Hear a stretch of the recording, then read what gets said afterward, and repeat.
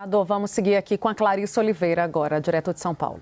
Boa tarde para o senhor, senador. Obrigada pela entrevista. Eu gostaria de trazer aqui para a nossa conversa a figura do seu irmão Eduardo Bolsonaro. A gente entende ali que ele vem reverberando muitos dos argumentos que o senhor também está expondo aqui, mantendo aí uma postura crítica em relação a Alexandre de Moraes, mas até mesmo dentro da direita brasileira isso está provocando muitas reações. Vou citar alguns exemplos. Ele foi chamado de moleque por uma parlamentar do campo de vocês. Ele foi ontem, por exemplo, o Ronaldo Caiado teve aqui, conversou com a gente, fez uma entrevista para o Live CNN, na qual ele se recusava recorrentemente a responder sobre Eduardo Bolsonaro, ficando ali em cima do muro.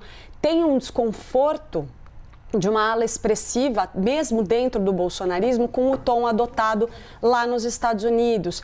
Eu gostaria de uma avaliação do senhor. O senhor acha que tem algum exagero da parte de Eduardo Bolsonaro? Está errando na mão em alguma medida ou não? Isso é parte de expressar esse sentimento que o senhor está expondo aqui, mesmo que a consequência seja a imposição de tarifas tão pesadas aqui para o Brasil, com um impacto econômico tão grande? Clarissa, as pessoas têm medo de falar por causa do que pode vir a acontecer com elas no campo jurídico. Isso é uma democracia?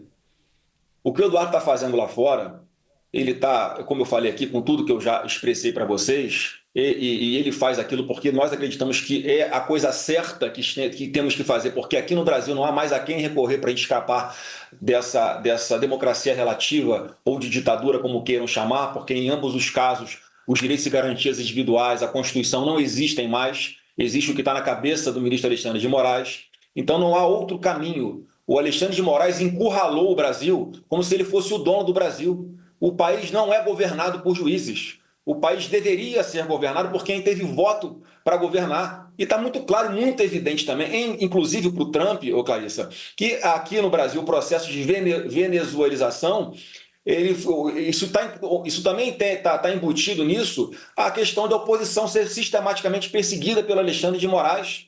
Então, não temos a quem recorrer. Não estou feliz com essa tarifa de 50%, não quero que passe para 100%, mas o que eu estou vendo é o Lula fazendo força para que isso aconteça. Ele continua dando declarações completamente irresponsáveis, fazendo piadinha. Parece, né, uma pessoa que quer mesmo que o balão lamba fogo e que o Brasil vá para o espaço. Ele não quer nem saber se isso está resultando em um pequeno voo de galinha dele com relação à sua aprovação, se é que isso é verdade.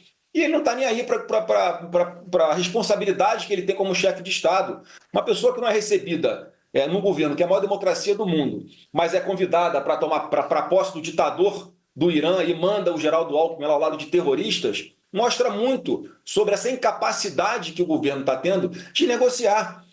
Então não adianta querer jogar a culpa no Eduardo Bolsonaro. A direita está insatisfeita com o que o Eduardo Bolsonaro está fazendo. Ele está cumprindo um papel que a história vai mostrar, Clarissa, que é o papel correto de defender a democracia no seu país, porque ela foi para o saco há muito tempo aqui. É como se estivéssemos aqui numa panela, um sapo dentro da panela esquentando aos poucos, daqui a pouco a água está fervendo, a gente morreu, não sabe por quê. Então a gente não vai abrir mão de lutar pela nossa liberdade, pelo que a gente acredita que é o melhor caminho a ser seguido pelo Brasil, por causa da repercussão que isso possa ter com relação à opinião pública, que eu tenho certeza, lá na frente, quanto mais passa o tempo, mais compreende a importância e o tamanho do buraco que nós estamos aqui no Brasil.